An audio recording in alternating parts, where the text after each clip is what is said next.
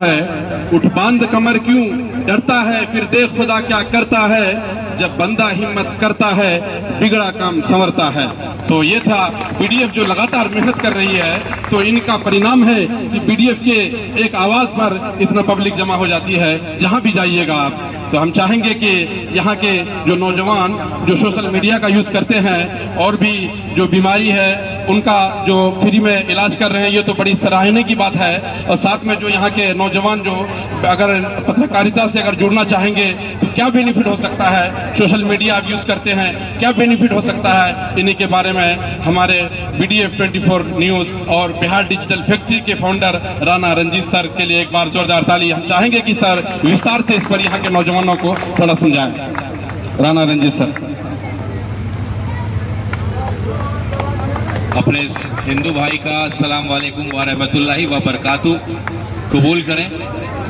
आज इतने कम समय में हम लोगों ने निर्णय लिया कि हम लोग एक यात्रा निकालें, एक कैंप लगाएं जिसमें आपकी शारीरिक सेहत और आपकी आर्थिक सेहत, एक जो शरीर है हमारा वो सेहत कैसा है और दूसरा पैसे का सेहत कैसा है। तो शारीरिक सेहत तो डॉक्टर साहब लोग देख रहे हैं, बीपी चेक कर रहे हैं, थर्मामीटर लगा रहे हैं, लेकिन आर्थिक सेहत क्या है पूरे बिहार के नौजवानों की हम लोग जानते हैं। थर्मामीटर लगाने की जरूरत नहीं है, इसकी सच्चाई हम लोग को मालूम है। हम लुधियाना जाते हैं, गुजरात जाते हैं, मुंबई जाते हैं, तो आप सबके इलाके के कई लोगों से मुलाकात हुई। अभी मैं लुधियाना गया था, अररिया के, मुझे लगता है कि मैं 200 से अधिक लोगों से मिलने का मुझे मौका मिला। एक एक कारखानों में जो है सैकड़ों नौजवान काम कर रहा है। पूछता हूँ कितने साल से, तो 10 साल से, 5 साल से। अपने जीवन का जो है सबसे महत्वपूर्ण समय, अपने जवानी का सबसे महत्वपूर्ण समय वो बाहर में किसी दूसरी कंपनी के लिए काम करते हुए मजबूरी में अपनी मिट्टी को छोड़ करके वहाँ रहते हैं। तो ये मलाल हमेशा से मुझे था और इच्छा थी कि हम लोग कुछ ऐसा करें, इच्छा थी कि कुछ समाधान करें। कहावत है कि अगर आप समाधान का हिस्सा नहीं है तो आप समस्या का हिस्सा, दोनों में से किसी न किसी का तो आप हिस्सा हैं। तो हम लोगों ने प्रयास किया कि एयरवेल हॉस्पिटल के हमारे हुसैन सिद्दीकी साहब से निवेदन आग्रह किया कि आते हैं, जब किसी के दरवाजे पे कोई इंसान जाता है तो खाली हाथ नहीं जाता है। तो हम लोगों ने भी वही सोचा कि भाई मिठाई अगर लेके जाएंगे तो मिठाई में भी मिलावट है। आज के दिन जो हम अनाज खाते हैं कहीं ना कहीं यूरिया, पेस्टिसाइड, कई तरह के जो है केमिकल्स से सना हुआ रहता है, वो स्लो पॉइजन है, जहर है। कहीं ना कहीं हम लोग इसको लेकर के भी जागरूकता की जरूरत है। कई सारे लोग कहते हैं कि भाई हमने जीवन में न शराब पिया, न सिगरेट खाया, न तंबाकू खाया, फिर भी मुझे कैंसर क्यों हो गया। आप जो खाना खा रहे हैं, जो अनाज खा रहे हैं, जो यूरिया आप छींट रहे हैं, जो पेस्टिसाइड और तरह तरह का जो है आप लोग जो केमिकल डालते हैं, वो सब कहीं ना कहीं जहर की तरह काम कर रहा है। तो हमने कहा कि भाई मिठाई नहीं तो कम से कम दवाई लेकर के चलते हैं। यहाँ की खास करके माताएं बहनें कारणवश नहीं जा पाती हैं अस्पताल में, जांच नहीं करा पाती।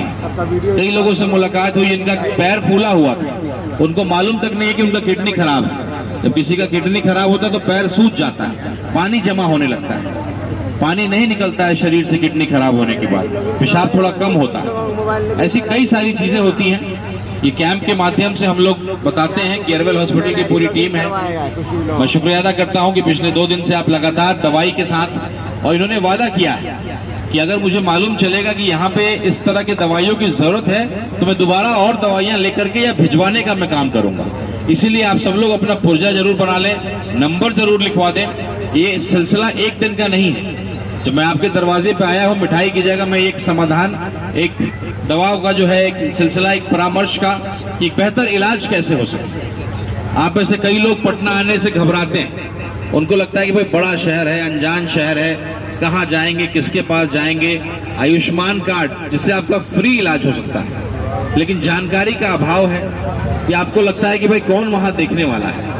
आप PMCH में जाते हैं अस्पताल में बेड के लिए, लंबी भीड़ देख करके फिर सोचते हैं कि भाई कहीं और चले जाते हैं। एम्बुलेंस वाला मिलता है कोई दलाल और आपको जो है बहला फुसला करके ऐसे अस्पताल में ले जाता है कि पहले से तो आप बीमार थे ही, बाकी खून भी वो चूसने का काम करता है। तो ये अस्पताल चलाना सेवा का काम है, लेकिन लोगों ने इसको व्यवसाय बना दिया है। तो मैं शुक्रिया अदा करता हूँ कि एयरवेल हॉस्पिटल जैसे हॉस्पिटल का हमारे हुसैन सिद्दीकी भाई और उनकी पूरी टीम का कि आपने आज भी अस्पताल मतलब सेवा भाव। हुसैन भाई कहते हैं कि जितना आपको प्राइवेट में अररिया में जितना खर्चा होगा उससे कम खर्च में पटना में इलाज करा देता, केवल आने जाने का शायद आपको भाड़ा लगेगा। आयुष्मान कार्ड की सुविधा है तो उसको सुविधा को भी लीजिए। आप IGMS में जाते हैं, बेड नहीं मिल रहा है, ये आपका घर आपका अस्पताल है, आइए रहिए, 1 दिन 2 दिन, जब बेड मिले तो चले जाइए। PMCH में बेड नहीं मिल रहा है, आप 35 नंबर पिलर में आइए, इंदिरा गांधी हॉस्पिटल के पास आकर के जो है अस्पताल आपका है, रहिए, परामर्श लीजिए, जो आपको मदद चाहिए लीजिए, और जब आपको लगे कि भाई सरकारी अस्पताल में बेड मिल गया तो आप चले जाइए। तो कहीं ना कहीं एक टीम हम लोग बनाने का प्रयास कर रहे हैं, कुछ अच्छे लोग, कुछ अच्छे व्यवसाय को जोड़ करके हम लोग समस्या का समाधान करने की कोशिश करें। जैसा मैंने कहा, या तो आप समस्या का हिस्सा है या समाधान का हिस्सा है, दोनों में से किसी न किसी के हिस्सा में तो हैं, दोनों में से किसी न किसी तरफ तो आप हैं। तो अब ये आपके शारीरिक स्वास्थ्य की बात हुई, अब मैं आता हूं आपके आर्थिक स्वास्थ्य। जितने हमारे नौजवान भाई हैं, रात को जब खाना खाते हैं, पिताजी मिल जाए या गार्जियन मिल जाए तो रोटी में जैसे घी लगाते हैं, वैसे ही एक डांट के साथ हम लोग को रोटी खाने को मिलता है कि कब तक मुफ्त का रोटी तोड़ोगे, कब तक की लफुआगिरी करोगे, कुछ कमाते क्यों नहीं है, कुछ करते क्यों नहीं है। कहीं ना कहीं नौजवानों की यही स्थिति है। उसमें भी अगर कोई नौजवान यूट्यूबर बनना चाहे या वो कहे, किसी को समझाने की कोशिश करता है कि वीडियो कमा के भी मैं पैसा कमा सकता हूँ, तो लोग उसको बेवकूफ़ कहते हैं, लफुआ कहते हैं, उबारू कहते हैं, और शायद आप लोग के यहाँ सुरजापुरी और कुलहिया में कुछ अलग भाषा है, तो पता नहीं कुछ और नाम बोलते होंगे, लेकिन हमारे यहाँ तो लफुआ ही बोला जाता है और यहाँ भी वही नाम है। तो जो यूट्यूबर हैं, जो प्रयास करते हैं, उनको शुरू में लफुआ ही बोलते हैं। बिल्कुल उसी तरीके से जैसे बिहार में जब तक महेंद्र सिंह धोनी नहीं हुए थे, जो क्रिकेट खेलता था, उसके गार्जियन भी उसको लफुआ ही बोलते थे कि साला समय बर्बाद कर रहे हो, कोई फायदा नहीं, क्या क्रिकेट में मिलेगा। लेकिन जब महेंद्र सिंह धोनी हमारे देश के लिए वर्ल्ड कप जिता करके लाए, बिहार का नाम रोशन किया, तो अब गार्जियन कहते हैं कि नहीं, क्रिकेट से भी नौकरी लग जाता है। अगर तुम खेल लोगे देश के लिए, चाहे डिस्ट्रिक्ट के लिए भी खेलो या उससे ऊपर खेल लो, रणजी वगैरह, तो सरकारी नौकरी, इंस्पेक्टर का, थाना प्रभारी का, DSP का, जिस तरह के मैच में खेले, नौकरी लग जाता है। तो महेंद्र सिंह धोनी जी ने शुरू किया, और अब ये सिलसिला जो है ईशान किशन और उसके बाद एक जो नौजवान लड़का है जो है वैभव सूर्यवंशी, अब गार्जियन को लगता है कि नहीं, क्रिकेट भी एक अच्छा मौका है, एक कैरियर है। बच्चे अगर क्रिकेट खेलते हैं तो शायद आगे आने वाले भविष्य में कुछ बेहतर कर सकते हैं। मैं आज आपके बीच एक समाधान लेकर के आया हूं, और ये समाधान मैं अकेले नहीं कर सकता, इसमें हमको आप सबके साथ की जरूरत है। एक छोटी सी कहानी से, क्योंकि हमारे कई बुजुर्ग हैं, हमारी महिलाएं भी हैं, एक छोटी सी कहानी जो मैं अक्सर सुनाता हूं, ये पूरा बुनियाद बिहार डिजिटल फैक्ट्री क्या है वो आपको एक कहानी समझा देगा। किस बुनियाद पे, किस ईंट से बिहार डिजिटल फैक्ट्री का इमारत हम लोग बनाने का प्रयास कर रहे हैं, वो पूरी कहानी में आपको जो है समझ में आ जाए। एक बार एक बुजुर्ग का इंतकाल हुआ, जन्नत मिलेगा कि जहन्नुम, वो तय होने से पहले उनको कहा गया कि चलो तुमको दोनों जगह दिखा देते हैं, चलो पहले जहन्नुम दिखाते हैं। जहन्नुम में उनको ले जाया गया। वहां की स्थिति ये थी कि लोग बड़े गुस्से में थे, एक दूसरे को मार रहे थे, पीट रहे थे, भूखे थे, परेशान थे, लेकिन खाना उनके सामने रखा हुआ था, लेकिन कोई खा नहीं पा रहा था, क्योंकि एक नियम था कि अपने हाथ से आप खाना नहीं खा सकते, चम्मच से खाना जरूरी है। और चम्मच का साइज बहुत बड़ा था, आपका कुछ नहीं चाहिए, लंबा लंबा 5-5 हाथ का चम्मच। लोग कैसे खाएंगे, चम्मच तो अपने हाथ में आएगा ही नहीं, हाथ लगा नहीं सकते, हाथ लगाएंगे तो शायद और कुछ कड़ा जो है हम लोग को जहन्नुम में जो मिलता है पनिशमेंट, वो मिल जाएगा। सब लोग भूखे थे, परेशान थे, एक दूसरे पे गुस्सा कर रहे थे, मारपीट कर रहे थे। फिर उस व्यक्ति को जन्नत में ले जाया गया। जन्नत का भी वही नियम था कि खाना हाथ से नहीं खा सकते हो, चम्मच का साइज बड़ा बड़ा, सबके आगे खाना भी रखा हुआ था, लेकिन कोई किसी पे गुस्सा नहीं कर रहा था, कोई मारपीट नहीं कर रहा था, सबका पेट भरा हुआ था। क्यों ऐसा हो रहा था? क्योंकि ठीक है, जन्नत में लोग हाथ से जो नहीं खा सकते, ये तो मालूम है, नियम था, और लंबे चम्मच से खुद नहीं खा सकते, लेकिन दूसरे को तो खिला सकते हैं। तो जन्नत के भाई लोग ऐसा कर रहे थे कि लंबा चम्मच था तो मैं उसको खिलाता था और वो मुझे खिलाता। ये ही कॉन्सेप्ट हमारे बिहार डिजिटल फैक्ट्री का है, जो इस कहानी का आधार है। यहाँ ना मैं आपसे 1 रुपया मांगने आया हूँ, न मैं आपका आधार कार्ड मांगूंगा, न मैं आपका पैन कार्ड मांगूंगा। मैं केवल एक आग्रह करने आया हूं कि आप मात्र 1 महीना मुझे दीजिए, 1 से 1.5 महीना अगर आप मुझे देते हैं तो मैं ये वादा करता हूं कि आपको बाहर जाने की जरूरत नहीं है, लेकिन जो मैं कहूंगा वो आपको करना पड़ेगा। और मैं कुछ नया या कुछ बहुत अलग नहीं कहूंगा, जो आप हर दिन करते हैं मैं वही करने को कह रहा हूं। आप जितने नौजवान भाई हैं ये बताइए ईमानदारी से, एक दिन में कितने घंटे मोबाइल हम लोग चलाते हैं सब मिला करके? 10 मिनट, 15 मिनट, आधा घंटा मिला जुला करके पूरे दिन में कितना घंटा हम लोग मोबाइल चलाते होंगे बताइए? 5 घंटा, 4 घंटा चाचा बोल रहे हैं, आप तो जब कम देखते होंगे। नौजवान लोग कम से कम 6 से 8 घंटा, 6 से 8 घंटा। अब तो और बढ़ जाता है पारा। रात को इंस्टाग्राम का एक बार जो सिलसिला में आप घुसे वो दलदल है, वो रील का दलदल में जब घुसे आप तो घुसते चले जाते हैं। कई रील बनता है कि भाई वो एम्बुलेंस था, मैं दोस्त का एक्सीडेंट हो गया बगल में, एम्बुलेंस वाले को फोन करना था, वो रील देखने लगा तो भूल गया कि मेरा दोस्त यहाँ लेटा हुआ है, बाद में एम्बुलेंस वाले को फोन करा। तो कई सारी ऐसी कहानियां हैं। हम 6 से 8 घंटा समय मोबाइल पे देते हैं। मैं केवल आपसे यही आग्रह करता हूं कि वो 6 घंटे में से मुझे 1 घंटा आप दीजिए। और मैं लगातार 1 घंटा नहीं मांगता हूँ, 10 मिनट, 15 मिनट, फिर रात में, फिर उसके बाद मात्र आपसे 1 घंटा समय आपसे मांगता हूं। अब ये कैसे होगा?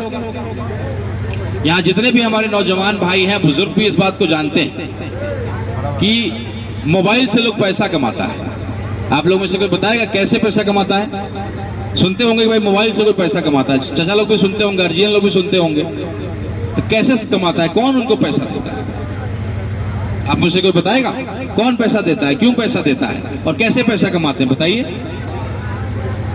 आइए यहाँ के बताइए।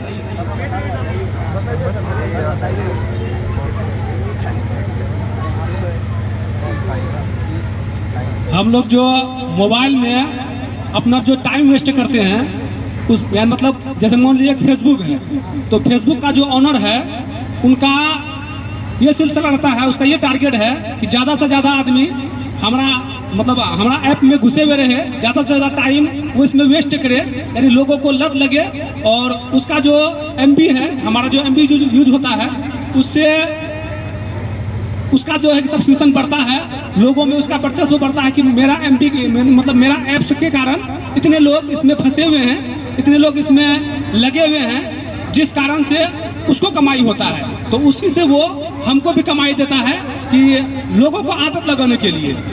आप लोग सुने होंगे कि बहुत सारा ऐसा कंट्री है जहाँ पे फेसबुक नहीं चलता है, वहाँ पे जो फेसबुक का ऑनर है वो लोगों को कहता है कि यूज करो, हम तुमको रुपया देंगे, मतलब कि महीना के हिसाब से टका देंगे आदत डालने के लिए।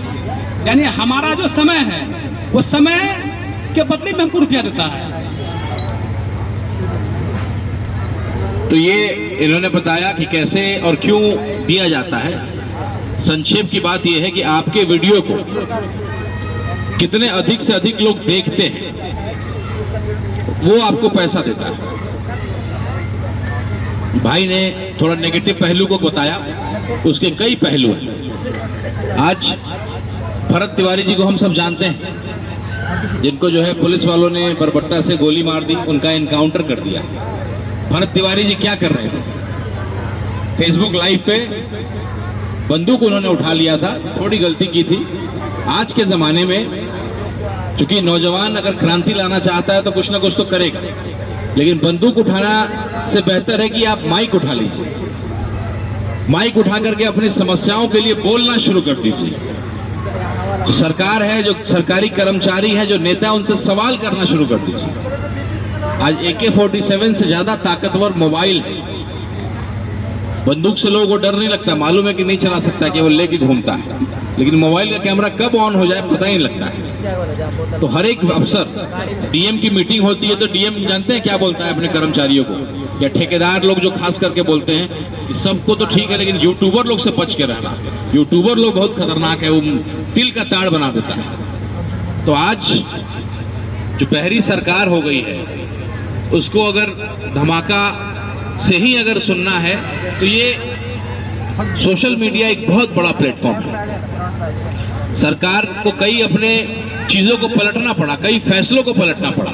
एक बार जब मुहिम शुरू होता है कॉकरोच का, आप लोगों ने देखा जिस तरीके से कॉकरोच पार्टी का हुआ या कोई भी मुहिम, अच्छी चीजें बुरी चीजें दोनों चीजें होती हैं। ये आप पे तय करता है कि आप किस दिशा को चुनते हैं। गाड़ी बना तो एक्सीडेंट भी होता है, तो ऐसा तो नहीं है कि हम कहेंगे नहीं कि एक्सीडेंट होता है बहुत गाड़ी को बंद कर दिया जाए। ये करेंगे कि गाड़ी ठीक से चलाइए, शराब पी के मत चलाइए, ज्यादा तेज मत चलाइए, उसके लिए नियम है। तो हम लोग इस प्लेटफॉर्म को, जिसको सोशल मीडिया कहते हैं, यूट्यूब कहते हैं, फेसबुक कहते हैं, इसका इस्तेमाल करके कैसे आपको 2 पैसा कमवा सकें, और उसके अलावा भी कई और चीजें हैं वो हम आपको बताएंगे।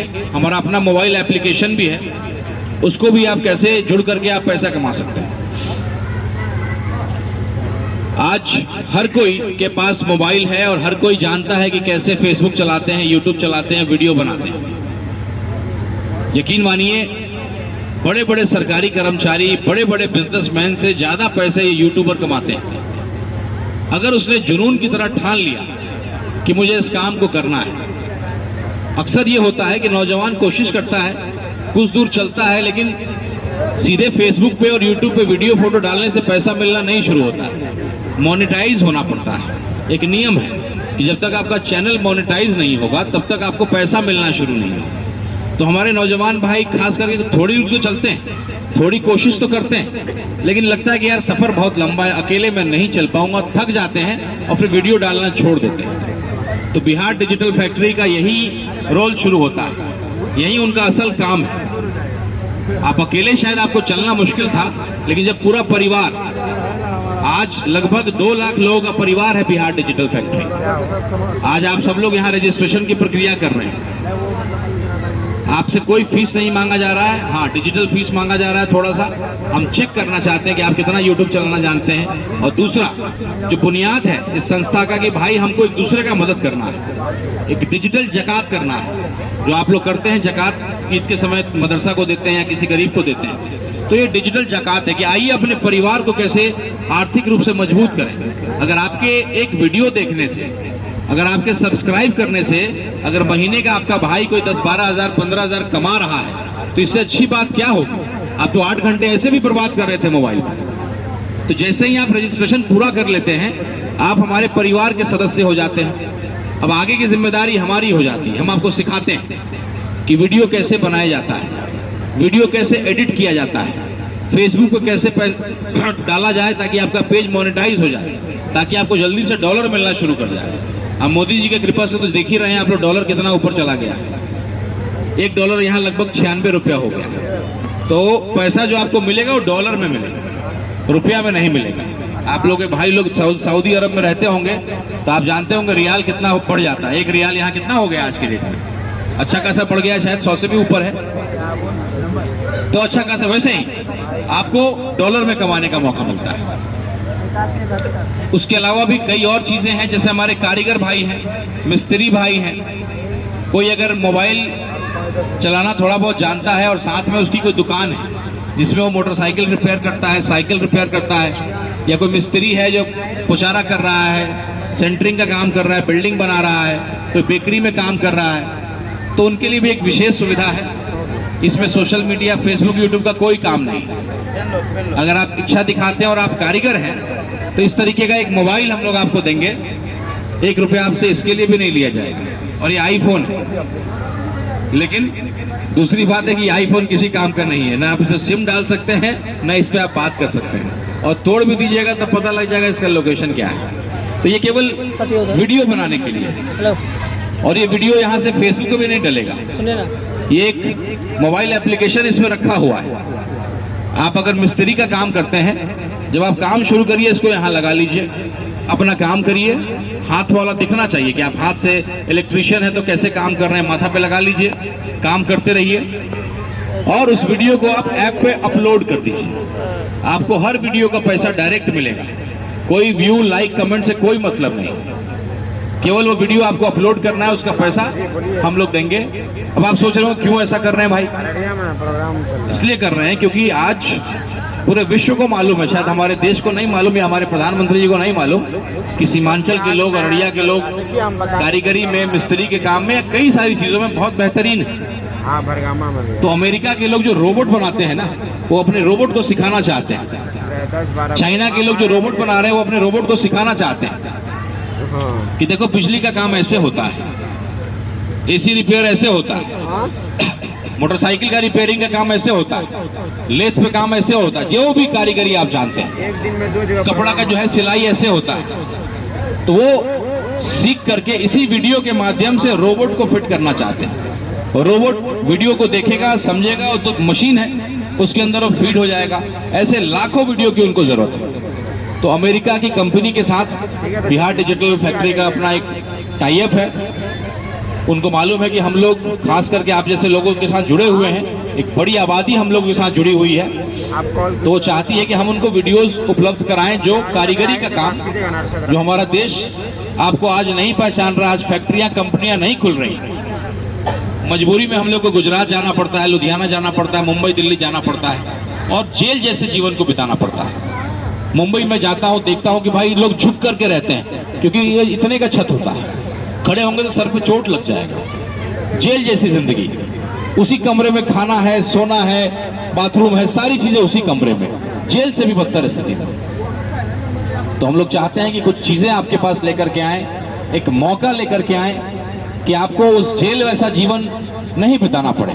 आप कारीगरी जानते हैं, आपके अंदर हुनर है, लेकिन कहीं ना कहीं अवसर नहीं मिल पाता है। तो इसीलिए हम लोग गांव में आकर के आपको ये जानकारी देने आए हैं, एक दावत देने आए हैं। खुशनसीबी दरवाजे पे मात्र एक बार ठकठकाती है, बदनसीबी आजीवन ठकठकाते रहती है। अब आपको पहचानना है कि खुशनसीबी वाला आदमी ठकठका रहा है कि बदनसीबी वाला, और जब खुशनसीबी ठकठकाए तो दरवाजे को खोलना है, स्वीकारना है, समझना है और समझ करके प्रयास करना है।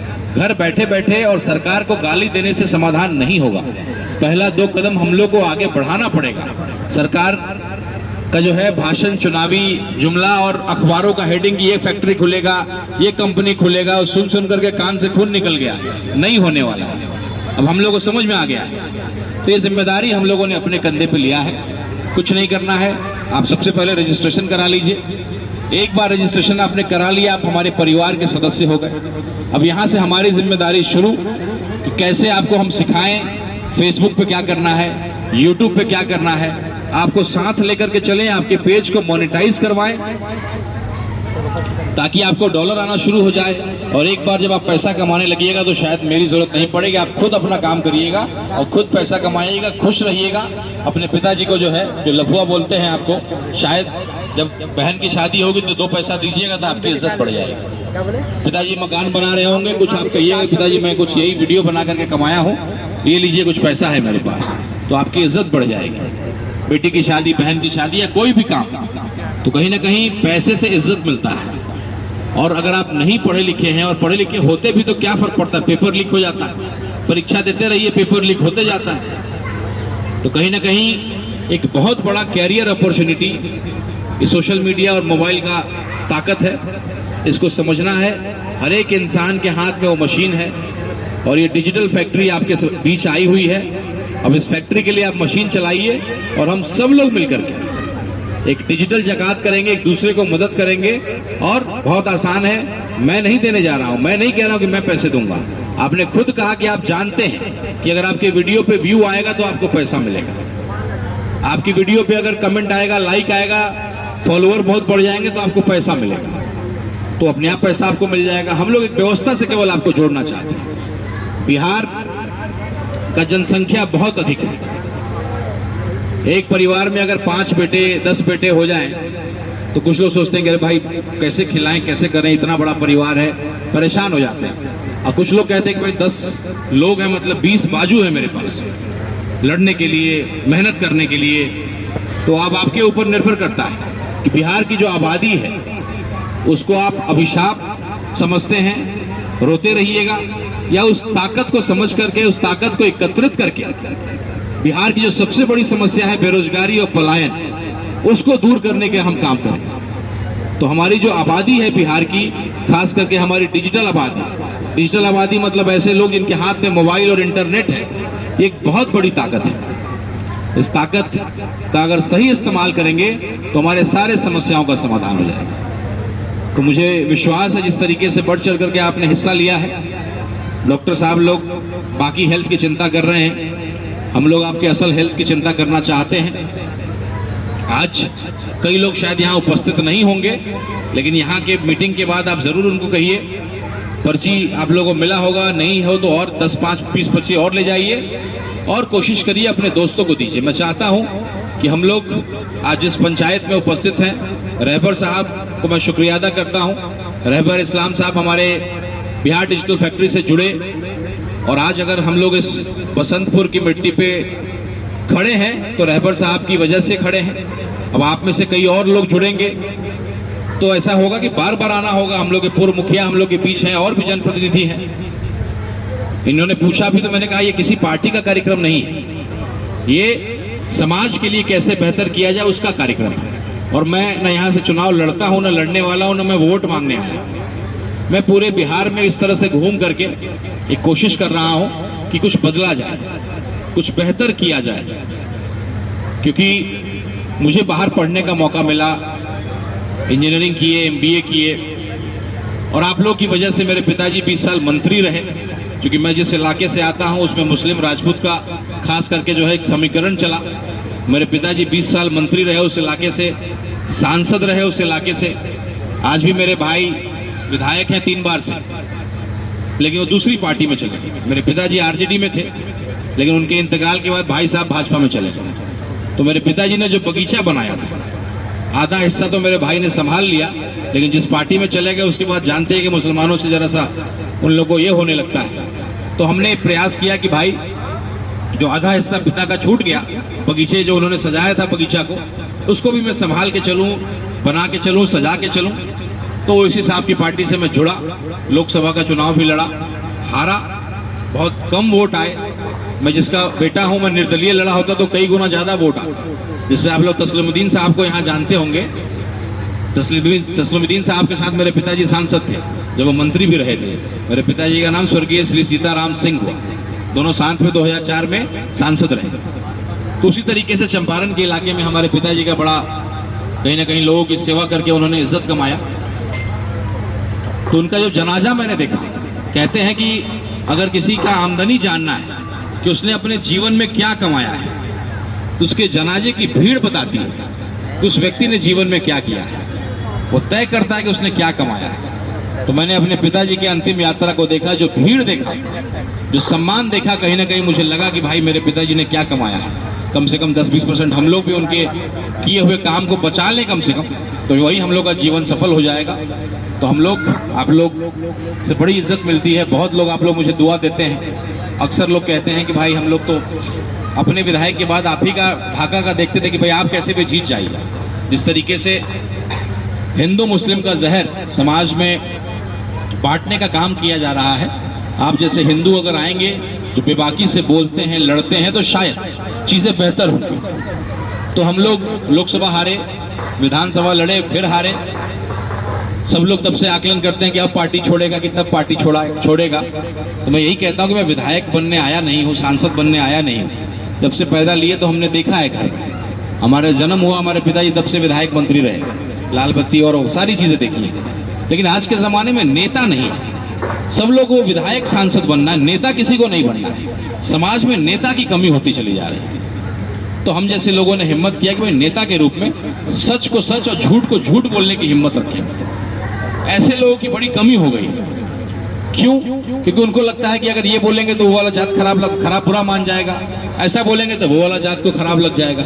उसको अपने वोट की चिंता है, तो सच नहीं बोल पाता है, वो इंसाफ और इंसानियत की लड़ाई नहीं लड़ पाता है।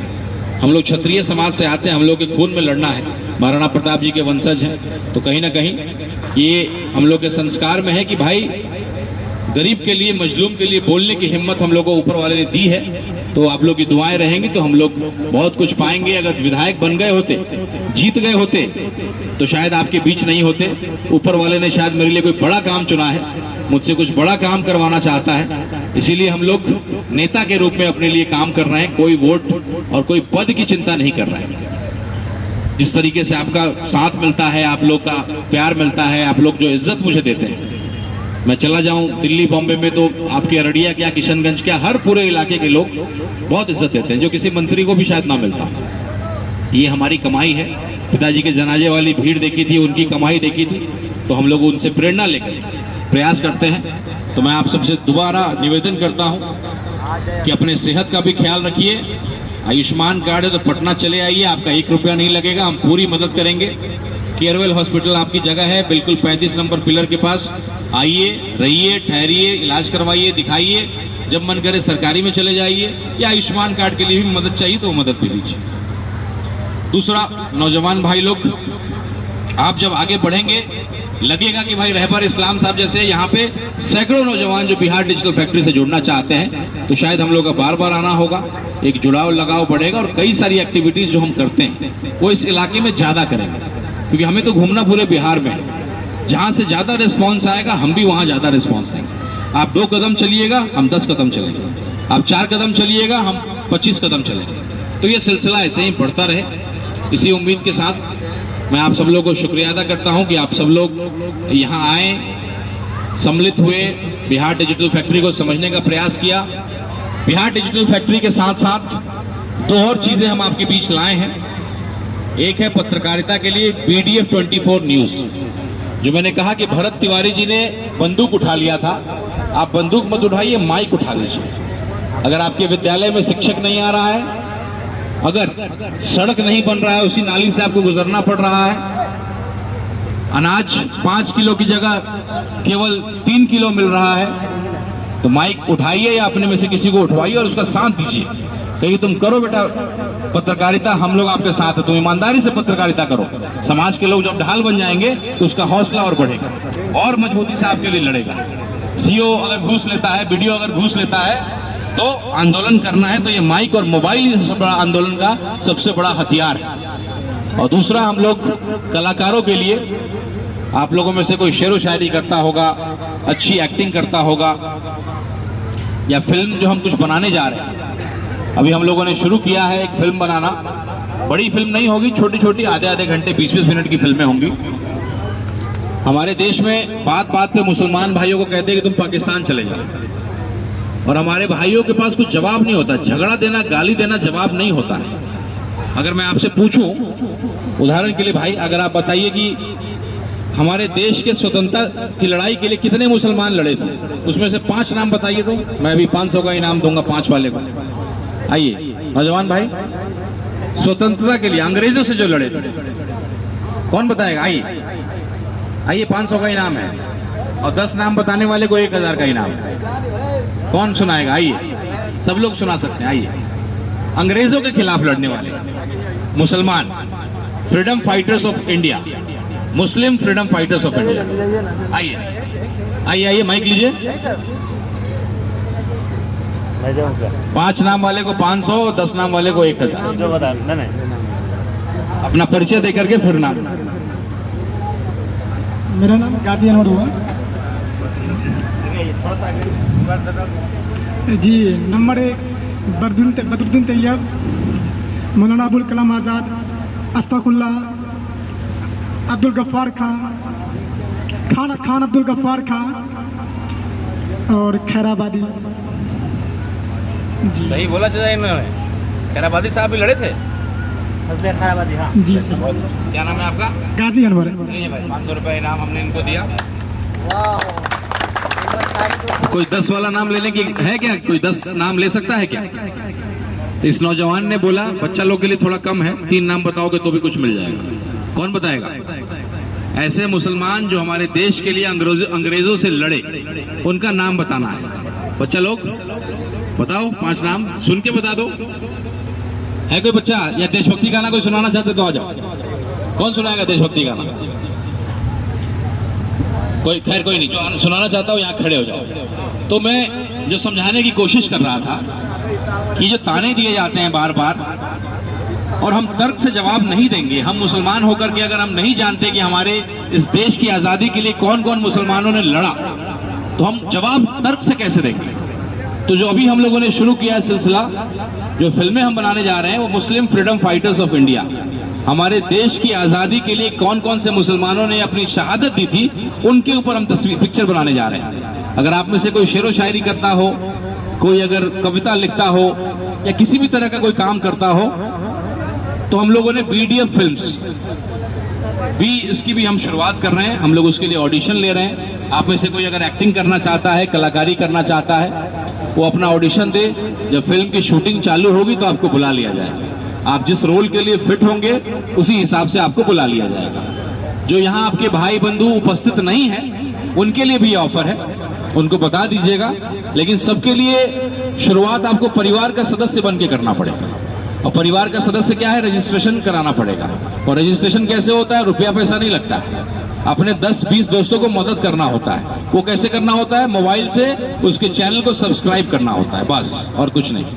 अगर आप आएंगे रजिस्ट्रेशन के लिए तो मैं कहूंगा भाई ये 25 आदमी हैं हमारे परिवार के, इनके फेसबुक को फॉलो करो या इनके यूट्यूब चैनल को सब्सक्राइब करो, बस यही हमारी फीस है, यही हमारा डिजिटल फीस है। क्योंकि जो बुनियाद है, हम चाहते हैं कि शुरू से वो आपके अंदर आए कि अगर इस परिवार का हिस्सा बनना है तो हमको अपने लोगों को मदद करना पड़ेगा। अगर मदद करने की इच्छा रखते हैं तो आप हमारे परिवार के साथ जुड़ सकते हैं। और आज मैं दूसरों का चैनल सब्सक्राइब आपसे करवा रहा हूं और कल आप ही का चैनल मैं दूसरे से करवाऊंगा। ये सिलसिला जब आपस में एक दूसरे का मदद करने का बनता चला जाएगा तो जो एक इमारत, एक सपना जो हम लोगों ने देखा है कि हम लोग एक ऐसा प्रदेश, एक ऐसा जिला, एक ऐसा गांव, ऐसा पंचायत बनाए जहां पे पलायन करना ना पड़े, किसी को मजबूरी में घर छोड़ना ना पड़े, यहीं रह करके इतना पैसा वो कमा सके। और साथ ही साथ जो मैंने कहा था कि मोबाइल से रिकॉर्डिंग करने वाले कोई कारीगर भाई हैं या आपके कोई जानने वाले हैं, उनका नाम नोट करवा दीजिए। जो भी लोग उसमें होंगे, उसके काबिल होंगे, हम लोग लिस्ट बनाएंगे और अगली बार आएंगे तो मोबाइल और सारी चीजें लेकर के आएंगे, उनको सिखा भी देंगे और उनको मोबाइल उपलब्ध भी करा देंगे। और आप सोचिए कि अगर वो 10,000 रुपये महीना कमाता है और अगर उसने वीडियो बनाना शुरू कर दिया तो 5,000 रुपये इनकम और बढ़ गया। काम तो वो कर ही रहा है ना हर दिन, उसी का केवल वीडियो बनाना है। तो कहीं ना कहीं कई सारी चीजें, मैंने 2-3 चीजें बताई हैं आपको, बहुत सारी चीजें बताऊंगा तो शायद कंफ्यूज हो जाइएगा। तो ऐसी कई सारी चीजें हम लोग करते रहते हैं और मुझे पूरा विश्वास है जिस तरीके से बढ़ चढ़ करके आप लोग यहाँ हिस्सा लिए हैं, हम लोग एक ऐतिहासिक काम करेंगे इस इलाके में, खास करके अररिया शहर में।